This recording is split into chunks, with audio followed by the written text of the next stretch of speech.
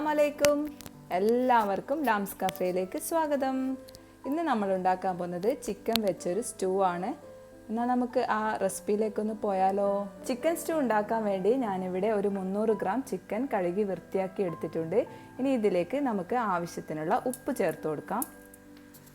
അതിനുശേഷം നമുക്ക് ഒരു 1/2 ടേബിൾ സ്പൂൺ ഇഞ്ചി വെളുത്തുള്ളി പേസ്റ്റ് ചേർത്ത് കൊടുക്കാം. കുറച്ച് കറിവേപ്പില ചേർത്ത് കൊടുക്കാം. 3 പച്ചമുളക്, ഒരു മീഡിയം സൈസിലുള്ള ഉരുളക്കിഴങ്ങ് ഇതുപോലെ തൊലിയൊക്കെ കളഞ്ഞ് കഴുകിയെടുത്തതാണ്, ഇതുകൂടി ചേർത്ത് കൊടുക്കാം. 1/4 ടീസ്പൂൺ കുരുമുളക് തരിയായി പൊടിച്ചെടുത്തതാണിത്. ഇനി നമുക്ക് ഇതിലേക്ക് ഒരു 1/4 കപ്പ് വെള്ളവും കൂടി ആഡ് ചെയ്ത് കൊടുക്കാം. ഇതെല്ലാം ആഡ് ചെയ്തതിന് ശേഷം നമുക്കിതൊന്ന് നന്നായി ഒന്ന് മിക്സ് ചെയ്ത് കൊടുക്കാം.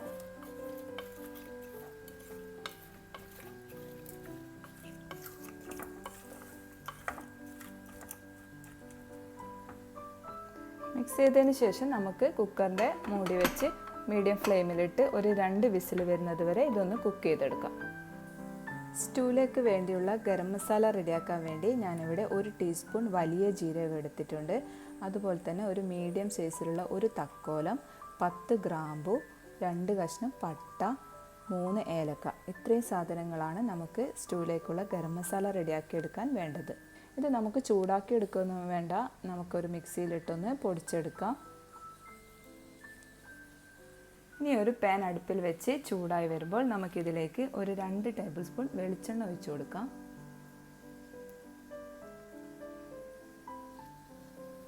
വെളിച്ചെണ്ണ ഒന്ന് നന്നായി ചൂടായി വന്നാൽ നമുക്കൊരു മീഡിയം സൈസിലുള്ള ഒരു സവാള ഇതുപോലെ ചെറുതായി അരിഞ്ഞ് ഇതിലേക്ക് ചേർത്ത് കൊടുക്കാം.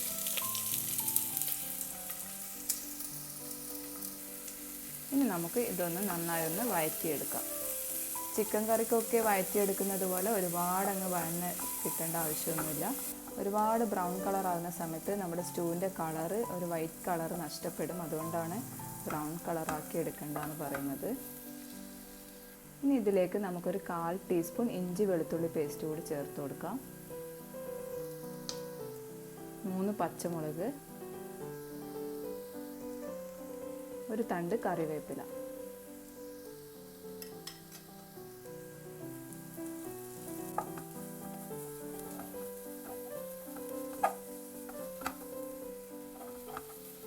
സ്റ്റൂവിന് പച്ചമുളകിൻ്റെ എരിവാണ് നന്നായി ടേസ്റ്റ് കൊടുക്കുന്നത്. കുരുമുളക് ഒരുപാട് ഇടുന്ന സമയത്ത് സ്റ്റൂവിന് കളറ് മാറും. അതുകൊണ്ടാണ് നമ്മൾ എരിവിന് പച്ചമുളക് തന്നെ ചേർക്കുന്നത്. സവാളയുടെയും ഇഞ്ചി വെളുത്തുള്ളിയുടെയും പച്ചമുളകിൻ്റെ ഒക്കെ പച്ചമണം മാറുന്നത് വരെ ഒന്ന് നമുക്ക് വഴറ്റിയെടുക്കാം.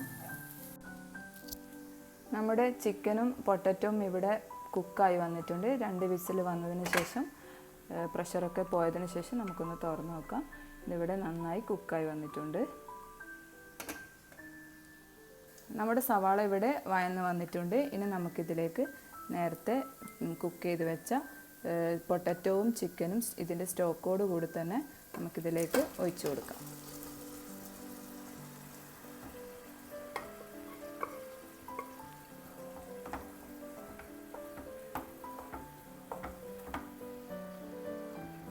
ഇനി നമുക്ക് ഒരു തേങ്ങയുടെ പാല് പിഴിഞ്ഞെടുത്തതിൻ്റെ 2ാം പാല് 1 കപ്പ് ഇവിടെ എടുത്തിട്ടുണ്ട്. 1ാം പാല് നമ്മൾ മാറ്റി വെച്ചിട്ടുണ്ട്, അത് നമുക്ക് ലാസ്റ്റ് ഒഴിച്ചു കൊടുക്കാം. ഇത് 2ാം പാലാണ്, ഇത് നമുക്ക് ഈ സമയത്ത് ഇതിലേക്ക് ഒഴിച്ചു കൊടുക്കാം. ഇതൊന്ന് നന്നായി ഒന്ന് മിക്സാക്കിയതിന് ശേഷം ഒന്ന് മീഡിയം ഫ്ലെയിമിലിട്ട് ഇതൊന്ന് കുക്ക് ചെയ്തെടുക്കാം. ഇനി നമുക്ക് സ്റ്റൂവിലേക്ക് ഒഴിക്കാനുള്ള 1ാം പാൽ ഇവിടെ ഞാൻ മാറ്റി വെച്ചിട്ടുണ്ടായിരുന്നു.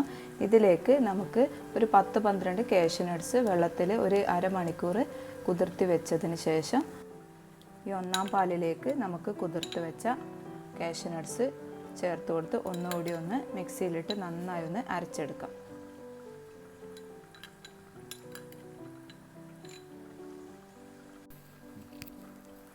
നമ്മുടെ സ്റ്റൂ ഇവിടെ നന്നായി ഒന്ന് കുറുകി വന്നിട്ടുണ്ട്. ഇനി നമുക്കിതിലേക്ക് ആവശ്യത്തിനുള്ള ഉപ്പ് ചേർത്ത് കൊടുക്കാം. ഇനി ഇതിലേക്ക് നമുക്ക് നേരത്തെ പൊടിച്ചു വെച്ച ഗരം മസാല ഉണ്ടല്ലോ, അത് ഇതിലേക്ക് ആഡ് ചെയ്ത് കൊടുക്കാം. ഗരം മസാല കൂടി പോകരുത്. ആവശ്യത്തിന് നോക്കി ചേർത്താൽ മതി ഗരം മസാല. ഇനി നമുക്ക് നേരത്തെ മാറ്റി വെച്ച ഒന്നാം പാൽ ചേർത്ത് കൊടുക്കാം. കാഷ്യൂ നട്ട്സ് കൂടി ചേർത്ത് അരച്ചെടുത്ത ഒന്നാം പാൽ ചേർത്തതിന് ശേഷം നമ്മൾ തിളപ്പിക്കാൻ പാടില്ല, ഒന്ന് ചൂടാക്കി എടുത്താൽ മതി. തിളപ്പിച്ച് കഴിഞ്ഞാൽ പാൽ പിരിഞ്ഞതുപോലെ ഉണ്ടാകും.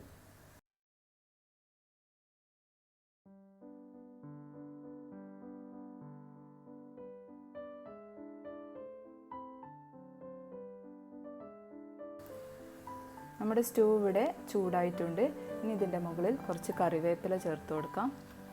ഇനി ഇതിൻ്റെ മുകളിൽ കുറച്ച് ഗരം മസാല ഒന്ന് തൂവിക്കൊടുക്കാം. അങ്ങനെ നമ്മുടെ അടിപൊളി സ്റ്റൂ ഇവിടെ റെഡി ആയിട്ടുണ്ട്. നിങ്ങളെല്ലാവരും ഇതൊന്ന് ട്രൈ ചെയ്ത് നോക്കാൻ മറക്കരുത്. Thank you.